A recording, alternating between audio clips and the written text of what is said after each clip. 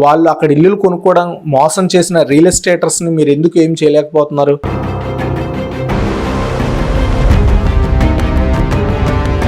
United Arab Emirates golden visa కూడా ఇచ్చింది.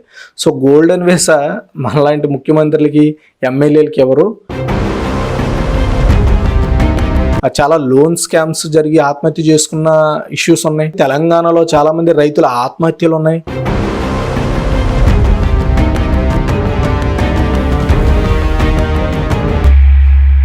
తెలంగాణ ముఖ్యమంత్రి రేవంత్ రెడ్డి, హీరో అల్లు అర్జున్ అండ్ పోలీసుల మధ్య జరుగుతున్న వివాదం గురించి ఈ వీడియోలో నేను కొన్ని విషయాల గురించి డిస్కస్ చేద్దాం అనుకుంటున్నాను. ఇప్పుడు వరకు అంటే నేను ఈ వీడియో చేసిన టైం వరకు వచ్చిన అప్డేట్స్ని బేస్ చేసుకొని ఈ వీడియో తయారు చేశాను.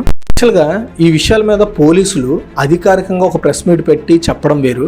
ఒక అధికారి ఒక ప్రెస్ క్లబ్లో కూర్చొని, అది కూడా సివిల్ డ్రెస్లో కూర్చొని ఈ విషయం గురించి లేదా అల్లు అర్జున్ గురించి ఏది పడితే అది మాట్లాడేయడం అనేది ఎంతవరకు కరెక్ట్? యాక్చువల్గా హైదరాబాద్ మరి ఏ ప్రాంతానికి చెందిన వ్యక్తో తెలియదు, అసిస్టెంట్ కమిషనర్ మూర్తి అంట, ఆయన హైదరాబాద్ ప్రెస్ క్లబ్లో కూర్చొని ఒక విషయం చెప్పారు. ఏంటి, అల్లు అర్జున్ కానీ లేదా కొంతమంది అభిమానులు ఏమైనా ఎక్స్ట్రాల్ చేస్తే రీల్స్ కట్ చేస్తామంటూ కొంత వివాదాస్పదంగా మాట్లాడారు. అండ్ అల్లు అర్జున్ ఒక సాధారణ పౌరుడు అని చెప్పారు. నాకు తెలియక అడుగుతాను, యాక్చువల్గా సాధారణ పౌరుడు అంటే మేము పోలీస్ కూడా ఒక సాధారణ పౌరుడేం కాదు, ఎందుకంటే ఆయనకు ఒక టైప్ ఆఫ్ డెసిగ్నేషన్ ఉంది, ఒక రెస్పాన్సిబిలిటీ ఉంది, ఆయన సాధారణ పౌరుడు కాదు. నెక్స్ట్ అల్లు అర్జున్ ఒక పాన్ ఇండియా స్టార్. యాక్చువల్గా చెప్పాలంటే ముఖ్యమంత్రి చంద్రబాబు, రేవంత్ రెడ్డి వేరే దేశానికి వెళ్తే ఆయన ముఖ్యమంత్రి అని చెప్తే గానీ ఎవరు ఐడెంటిఫై చేయలేరు. కానీ అల్లు అర్జున్ లేదంటే ప్రభాస్, చిరంజీవి ఇంకా అతి పెద్ద స్టార్లు వెళ్తే వాళ్ళని ఈజీగా ఐడెంటిఫై చేసి వాళ్ళు ఒక స్టార్, మూవీ స్టార్ అని చెప్పగలుగుతారు. సో అది ఆయన ఒక సాధారణ పౌరుడు కాదు అని చెప్పడానికి ఒకటి. అండ్ ఆయనకి United Arab Emirates golden visa కూడా ఇచ్చింది.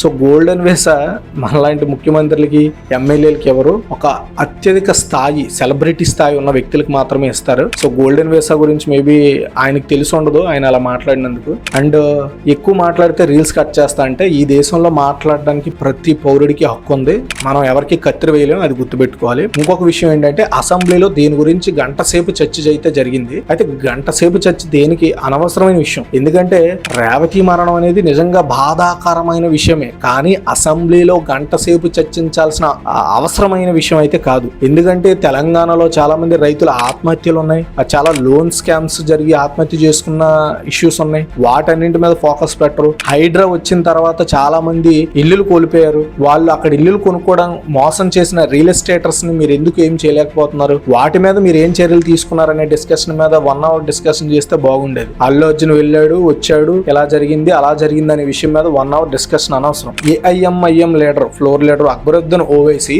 ఏమడిగారు? సంధ్యా థియేటర్ ఘటన గురించి మీరు ఏం చేశారని అడిగితే ఫాలో అప్ చేస్తున్నాం, ప్రజెంట్ కోర్టులో ఉంది ఈ కేసు అని చెప్పి అయిపోయింది. అలా కాకుండా మొత్తం ఎక్స్ప్లెయిన్ చేయాల్సిన అవసరం ఏమీ లేదు ముఖ్యమంత్రికి కూడా. ముఖ్యమంత్రి రైతుల చావుల గురించో లేదా లబ్ధిదారుల గురించో ఏదైనా ఒక స్కీమ్ పెట్టినప్పుడు అది ప్రాపర్ గా కింద స్థాయి వరకు వెళ్తుందా లేదా అనే విషయాల మీద ప్రాపర్ గా చెప్పగలిగితే బాగుండేది. ఎందుకంటే హైదరాబాదు, తెలంగాణ మొత్తం అంతా కూడా చాలా వివాదాలు ఉన్నాయి, చాలా ఇబ్బందులు ఉన్నాయి. వాటిని కూడా వాటి గురించి మాట్లాడితే బాగుండేది. ఇవంతా డిస్కషన్ అయితే అనవసరం నాకు అనిపించింది. ఇంకొక విషయం ఏంటంటే యాక్చువల్గా అల్లు అర్జున్ కావాలని చేసిందేం కాదు ఇదంతా కూడా. ఆయన అసలు ఇవన్నీ దృష్టిలో పెట్టుకోలేదు. ఆయన ఒక హీరో, నేను ఒక ప్రీమియర్ షో చూడడానికి వెళ్ళాలనే ఉద్దేశంతో వెళ్ళారు. అయితే ఆయన ప్రాపర్ కమ్యూనికేషన్ లేకుండా వెళ్ళడం అనేది తప్పే. ఎందుకంటే ఆయన ఏం చిన్న వ్యక్తి కాదు కదా, ఎలా పడితే అలా బయటికి వెళ్ళిపోవడానికి. కొంచెం ఆ టైంలో చాలా రష్ ఉంటుందని ఆలోచించి ఆగిపోతే బాగుండేది. అండ్ ఒక విషయం చెప్తాను అండి, పోలీసులకి మనం ఒక కంప్లైంట్ పెట్టి వస్తే అది వేరే విషయం. ఎందుకంటే ఒక మూవీ రిలీజ్ అవుతున్నప్పుడు, అది కూడా ఒక pan India star movie release అవుతున్నప్పుడు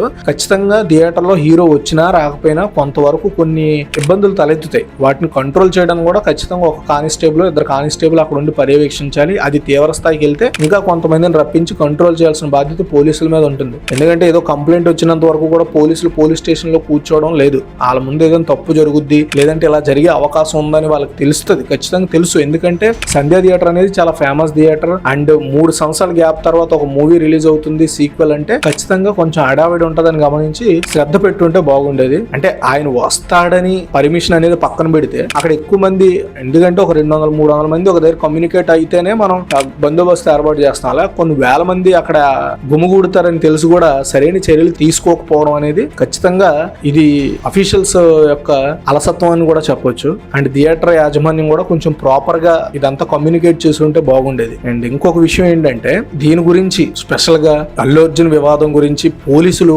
డిబేట్లలో పెట్టి డిస్కస్ చేయాల్సిన అవసరం ఏమీ లేదు. అండ్ దీనికి సంబంధించిన ఈ విషయము కోర్టులో కేసు నడుస్తుంది కాబట్టి అసలు వీటి గురించి బయట అసలు మాట్లాడకూడదు. అండ్ కోర్టు కూడా ఆయనది పెద్ద తప్పేం లేదని వెంటనే బెయిల్ కూడా ఇచ్చింది. ఎందుకంటే ఆయన స్వార్థపూరితంగా చేసింది కాదు కాబట్టి మనం అందరం దీని మీద ఆలోచన చేయాలి. మీరేమంటారు దీని మీద? ఈ వీడియో మీకు నచ్చితే లైక్ చేసి షేర్ చేయండి. Thanks for watching.